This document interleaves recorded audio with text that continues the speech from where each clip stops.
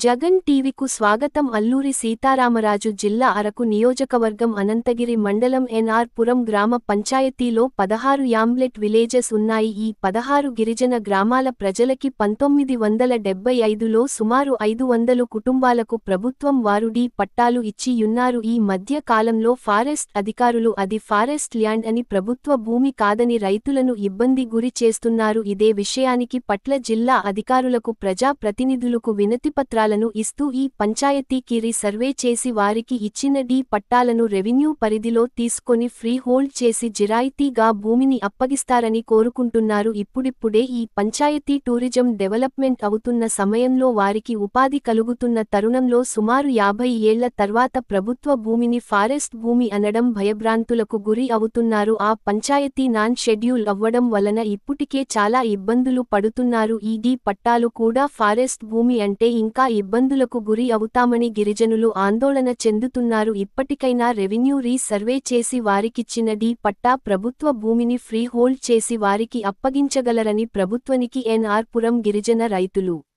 విజ్ఞప్తి చేసుకుంటున్నారు. ఇప్పటికొచ్చి మాకు జరాయితీ పట్టాలుగా మాకు చేసి ఇవ్వలేదు. దీని మీద మీరు దృష్టి పెడతారని మరి నేను ఈ మాటలను మీకు మీరు దగ్గర చేరుతాయని నేను నమ్ముతూ ఈ మాటలను నేను ముగిస్తున్నాను.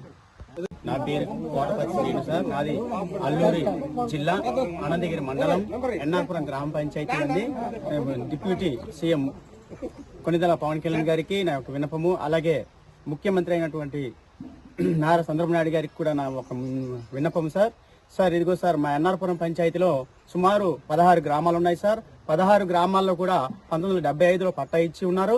అయినప్పుడు కూడా ఆ పట్టాలు మాత్రం ఇచ్చారు కానీ ఆన్లైన్లో తప్పుదాలు చూపిస్తున్నాయి. ఇప్పటి వరకు కూడా మా పట్టాల్లో ఉన్నది మాత్రమే మేము మాది అనుకుంటున్నాం కానీ ఈ పట్టాల్లో ఉన్నది మాది కాదంటూ చూపిస్తుంది సార్. అలాగే రెవెన్యూ డిపార్ట్మెంట్ వారు వచ్చేసి మా పట్టాలని ఇచ్చి మాత్రం ఉన్నారు కానీ ఫారెస్ట్ డిపార్ట్మెంట్ వారి యొక్క పట్టాలు మాత్రం ఫారెస్ట్ వాళ్ళు ఇది రెవెన్యూది కాదు, ఇది ఫారెస్ట్ వాళ్ళదని చెప్పేసి వాళ్ళు మాకు కొద్దిగా ఇబ్బందికరంగా చేస్తున్నారు. కాబట్టి శాఖ మంత్రి వారు మా యొక్క అడవి శాఖ మంత్రి వర్యులు మా యొక్క అడవి శాఖ డిపార్ట్మెంట్ వారిని పంపించి ఈ యొక్క ప్రాబ్లమ్ని మీరు సాల్వ్ చేయిస్తారని నమ్ముతున్నాను సార్. అలాగే ఇప్పుడు ఇచ్చినటువంటి నా యొక్క విన్నపం ఏంటంటే, మా ప్రాంతంలో అయితే భూమిలో అయితే ఇచ్చి ఉన్నారు కానీ అది మా రైతులకి సరైన భూమి కాదని అనుకుంటున్నామండి. ఎందుకంటే ఒక ప్రాంతంలో నివసం ఉంటే ఇంకో ప్రాంతం వాళ్ళు సర్వే నెంబర్ చూపిస్తుంది సార్.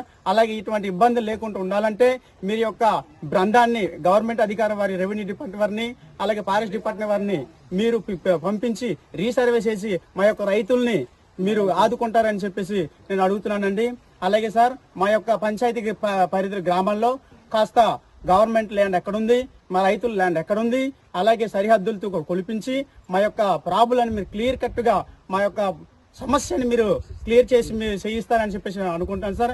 అలాగే మా పంచాయతీ పరిధిలో గ్రామకంఠం కాస్త ఉంది సార్. అయితే కొంతమంది గ్రామకంఠం ఉందంటున్నారు కానీ ఆ గ్రామకంఠం ఎక్కడ ఉందని చూపించట్లేదండి. అలాగే మా యొక్క రైతులకు ఇచ్చిన భూమి 1975లో పట్టాలు అయితే ఇచ్చున్నారు. అయినప్పుడు కూడా ఆ భూమి మాదే అని అనుకుంటున్నాం కానీ ఆ భూమి ఎక్కడ వరకు ఉంది, నాది ఎక్కడ ఉంది, ఫలాని ఇంటి వాడిది ఎక్కడ ఉంది, గవర్నమెంట్ ల్యాండ్ ఎక్కడ ఉంది, అసలు ఈ గవర్నమెంట్ కాదు, రైతులది కాదు, అసలు ఎవరిది అన్అఫీషియల్ ల్యాండ్ ఎక్కడుందని చెప్పేసి మీరు కళ్ళగట్టట్టుగా మీ అధికారి వారికి పంపించి రీసర్వే చేసి ప్రజల్ని న్యాయం చేస్తారని చెప్పేసి నేను మీకు నమస్కారం చేసి తెలుపుకుంటున్నాను సార్. ధన్యవాదాలు.